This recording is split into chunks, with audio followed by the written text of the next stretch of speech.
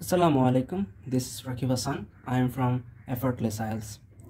আজকের ভিডিওতে আমি কথা বলবো আইএলস লিসেনিংয়ের পার্ট 1 নিয়ে। আজকে আমি আপনাদের জন্য মেক শিওর করব আইএলস লিসেনিংয়ে পার্ট 1-এ যে 10টা নাম্বার আছে এখানে যাতে 10-এ 10ই থাকে, এখানে একটা ভুল হওয়ারও চান্স থাকবে না। আজকে আমি পুরো ভিডিওটা এভাবেই সাজিয়েছি যাতে এখানে 10-এ 10 থাকে, কারো 10-এ মিস যাতে না হয়। আজকে আমি এই টিপসের আলোতে এই লেসনটি সাজিয়েছি। তার পাশাপাশি কিছু অ্যাডিশনাল টিপসও আছে যেগুলো ভিডিওর মাঝখানে পর্যায়ক্রমে বোঝানো হবে। তাই আশা করব পুরো ভিডিওটা আমার সাথে থাকবেন। আমরা যখন আইএলস লিসেনিং শুরু করব, আমাদের কয়েকটা জিনিস খুবই গুরুত্ব সহকারে জানতে হবে, আর এই জিনিসগুলো ওভারঅল লিসেনিংয়ে প্রয়োগ করতে হবে। তার মধ্যে যে 5টি জিনিস দরকার আপনার লিসেনিংয়ে ইমপ্রুভ করার জন্য, সেটার প্রথমটা হচ্ছে কনসেন্ট্রেশন 100%। আপনার 100% কনসেন্ট্রেশন লাগবে, এটার কোনো অবকাশ নেই। দ্বিতীয় যে জিনিসটা হচ্ছে সেটা হচ্ছে কিওয়ার্ড আন্ডারলাইন করতে হবে। এখানে প্রত্যেকটা কোশ্চেন থেকে কিওয়ার্ড আন্ডারলাইন করে আপনার উত্তর সলভ করতে হবে। তৃতীয় সবথেকে গুরুত্বপূর্ণ হচ্ছে প্রেডিকশন।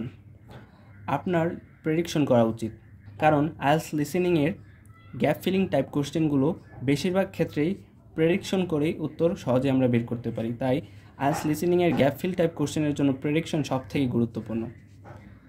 প্রেডিকশনের পর যে জিনিসটা আমাদের গুরুত্বপূর্ণ সেটা হচ্ছে focus on before or after the gap. যেমন এই কোশ্চেনে আমরা যদি কোনো একটা কোশ্চেনের অ্যান্সার প্রেডিক্ট না করতে পারি, আমরা যদি কনফিউজ থাকি এখানে কী হতে পারে, তাহলে আমাদের এই গ্যাপ ফিলের আগে এবং পরে ওয়ার্ডগুলোর দিক ফোকাস রাখতে হবে। সর্বশেষ হচ্ছে 100% focus on stress and tone. IELTS লিসেনিংয়ের জন্য অত্যন্ত গুরুত্বপূর্ণ একটি বিষয় হচ্ছে স্পিকারের স্ট্রেস বা টোনটা ফলো করা, টোনটা ফোকাস করা। কারণ তারা বেশিরভাগ ক্ষেত্রে যখন কোনো একটা উত্তর বলে তখন ওই উত্তরটা বেশি স্ট্রেস দেয়, বেশি এমফেসাইজ করে, মানে ওটা একটু বেশি প্রেশার দিয়ে বলে, একটু টান দিয়ে বলে, সেক্ষেত্রে বোঝা যায় আসলে কোনটা প্রবাবল অ্যান্সার হতে পারে। তাই আমাদের এই স্ট্রেস বা টোনের উপরেও একটু খেয়াল রাখতে হবে যাতে আমরা সহজে উত্তর বের করতে পারি। আমি আজকের ভিডিওতে এখানে যে 10টা কোশ্চেন আছে আসলে কিভাবে প্রিপারেশন নিতে হয়। আমরা জানি আমাদের প্রত্যেকটা লিসেনিংয়ের আগে আমাদের কিছুক্ষণ সময় দেওয়া হয় যাতে আমরা এটার উপর প্রিপারেশন নিতে পারি। সো প্রিপারেশন নেওয়াটা অত্যন্ত গুরুত্বপূর্ণ। আপনি যদি ওয়াইসলি প্রিপারেশনটা নিতে পারেন তাহলে আপনার জন্য আইএলস লিসেনিং অনেক সহজ। আপনি যদি আগে থেকে প্রেডিক্ট করে ফেলতে পারেন কোনটা উত্তর হতে পারে, তাহলে যখন আপনি শুনবেন সেটা আপনার জন্য অনেকটাই ইজি হয়ে যাবে সঠিক উত্তর নির্ণয়ের জন্য। তাই আমি এখন 1 থেকে 10 পর্যন্ত প্রত্যেকটা কোশ্চেন কিভাবে আমরা প্রিপারেশন নিব সেটা দেখাবো। প্রিপারেশনের পরে আমরা কিভাবে লিসেনিং করে এগুলোর উত্তর দিতে পারে সেই বিষয়টা দেখাবো। সো প্রথম আমরা যখন প্রিপারেশন নিব সর্বপ্রথম ফোকাস রাখতে হবে এটার উপর, one word and or a number. এই জিনিসটা কি? যে কোনো লিসনিং কোশ্চেন টাইপ সলভ করার জন্য সর্বপ্রথম আমাদের ইনস্ট্রাকশনের উপর ফোকাস রাখতে হবে। ওনারা কি চাচ্ছেন এটার উপরে ফোকাস রাখা অত্যন্ত গুরুত্বপূর্ণ। এটাতে ফোকাস না রেখে যদি আমরা সঠিক অ্যান্সারে যাই তাহলে ভুল হওয়ার সম্ভাবনা শতভাগ। তাই এটা আমাদের দেখতে হবে এটা দিয়ে কী বোঝাচ্ছে। তাই আমরা দেখি one word and or a number এটা দ্বারা কী বোঝায়। এখানে দেয়া আছে one word and or a number. এটা বলতে 3ভাবে উত্তর হতে পারে। ওয়ান ওয়ার্ড, এই ওয়ান ওয়ার্ড এভাবে হতে পারে।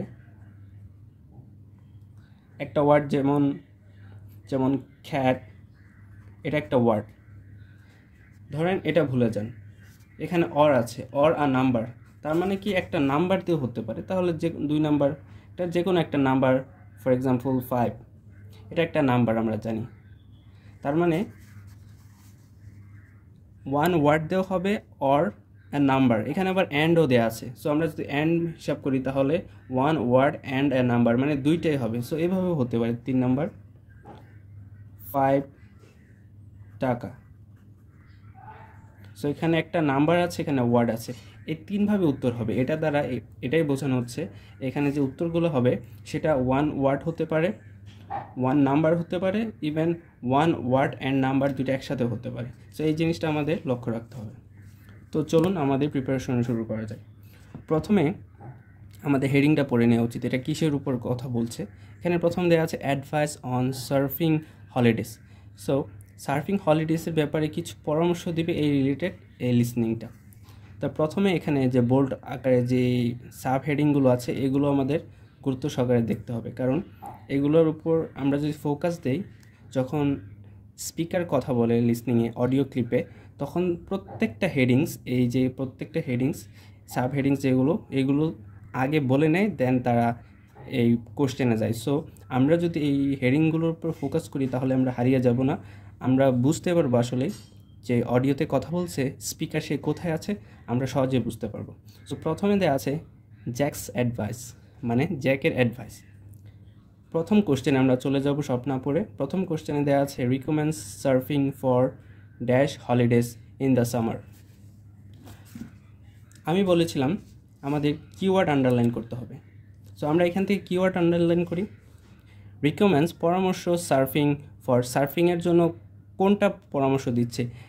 ড্যাশ হলিডেজ, তার মানে এখানে কোনো একটা হলিডেজ যেটা ইন দ্য সামারের কোনো একটা পার্টিকুলার হলিডেজের কথা জ্যাক অ্যাডভাইস করছে। সো আমাদের মাথায় রাখতে হবে এখানে কোনো একটা পার্টিকুলার হলিডেজ হতে পারে।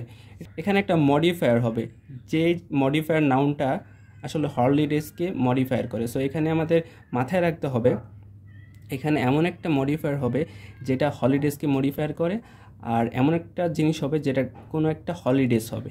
সো 2 নম্বরে আছে need to be quite dash, তার মানে দরকার, আমরা জানি কোয়াইট মানে বেশ বা মোটামুটি এমন।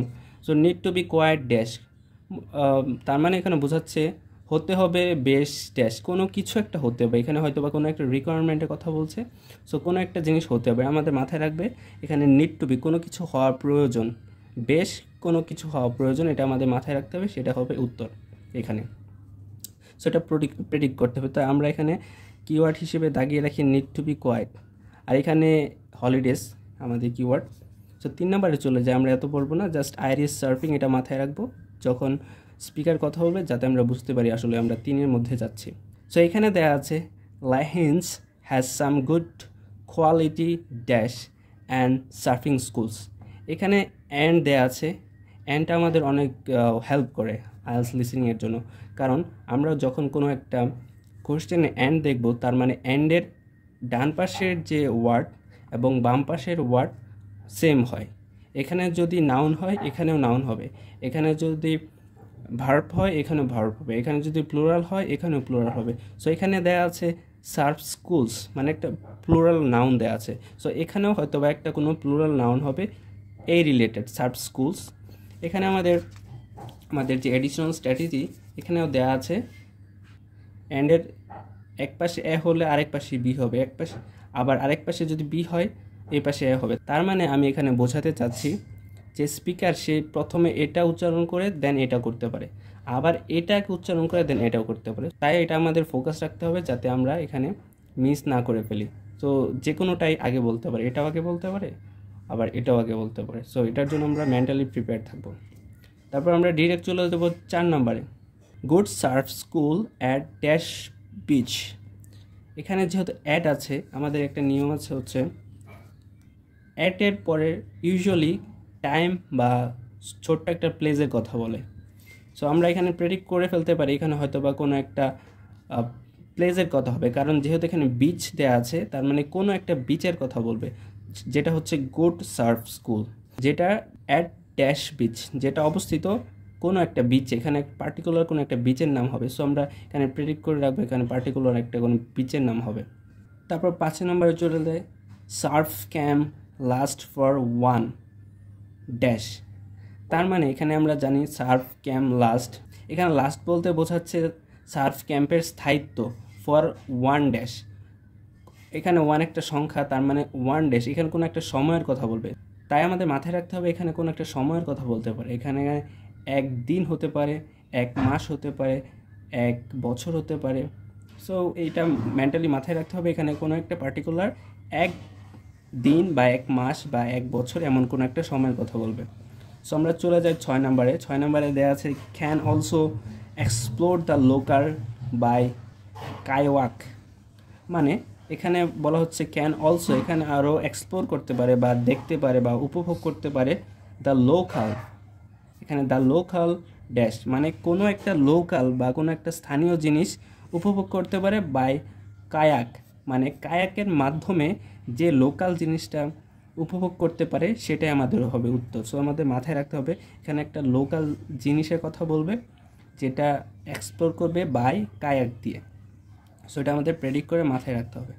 আমরা 7 নম্বরে চলে যাই। 7 নম্বরের সাবহেডিং হিসেবে আছে ওয়েদার। সো এখানে ওয়েদার রিলেটেড কথা বলবে। 7 নম্বরে দেওয়া আছে best month to go dash. এখানে একটা মাসের কথা বলা হবে, এখানে বোঝাই যাচ্ছে best month to go dash, মানে এখানে স্পেসিফিক একটা মান্থের কথা বলবে যেটা হচ্ছে সবচেয়ে বেস্ট যাওয়ার জন্য। এখানে একটা মাসের কথা বলা হচ্ছে, মানে সার্ফিংয়ে যাওয়ার জন্য এই মাসটা বেস্ট হবে। এখানে বোঝাই যাচ্ছে যেহেতু বেস্ট মান্থ দেওয়া আছে, তার মানে এখানে একটা স্পেসিফিক মান্থের কথা বলা হচ্ছে যেটা হবে বেস্ট যাওয়ার জন্য। বাট এখানে আবার অনেক সময় ট্র্যাপ ফেলাতে পারে, বিভিন্ন মাসের কথা বলতে পারে, এই মাসে এই মাস, কিন্তু আপনাদের মাথায় রাখতে হবে যে মাসটা যাওয়ার জন্য উপযুক্ত সেই মাসের কথাই এখানে বলা হবে। আমরা এখন 8 নম্বরে চলে যাই। এখানে দেওয়া আছে average temperature in summer approximately. এখানে অ্যাপ্রক্স মানে অ্যাপ্রক্সিমেটলি বোঝানো হচ্ছে ড্যাশ ডিগ্রিজ। যেহেতু এখানে ডিগ্রিজ দেওয়া আছে তার মানে এখানে একটা নাম্বার আমরা বুঝতেই পারি, এখানে একটা নাম্বার হবে, পার্টিকুলার কোনো নাম্বার। সো ধরেন 10 ডিগ্রিজ, 15 ডিগ্রিজ, যেহেতু এখানে ডিগ্রিজ দেওয়া আছে তার মানে একের অধিক কোনো একটা নাম্বার হবে।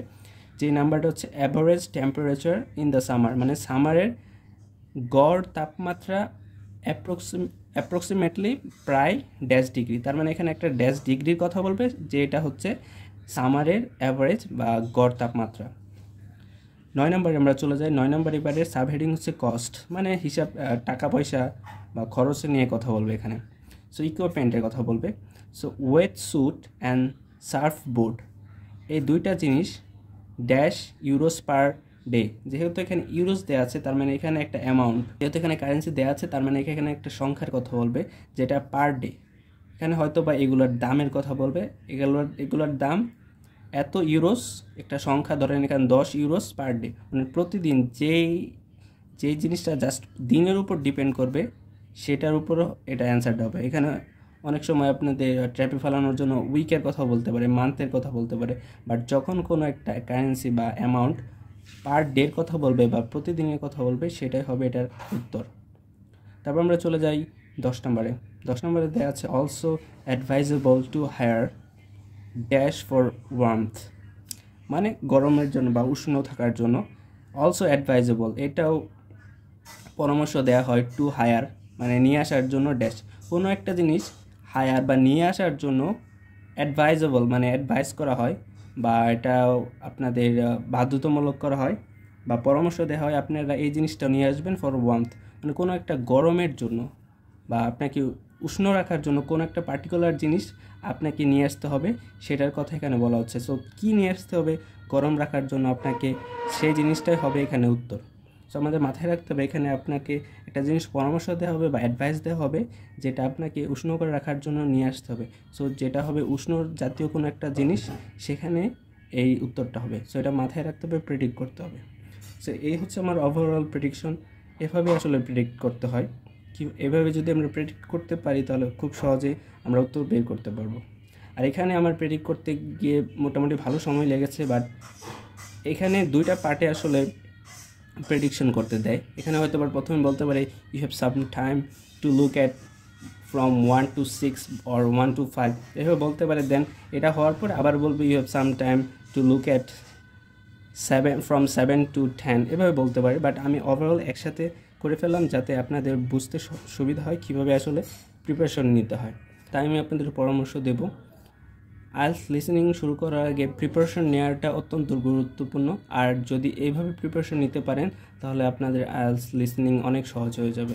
শেষ করার আগে কিছু গুরুত্বপূর্ণ স্ট্র্যাটেজির কথা বলবো যেটা লিসেনিংয়ে অত্যন্ত গুরুত্বপূর্ণ। সেটা হচ্ছে লিসেনিংয়ে ইউজুয়ালি বেশিরভাগ ক্ষেত্রেই উত্তর নাউন হয়।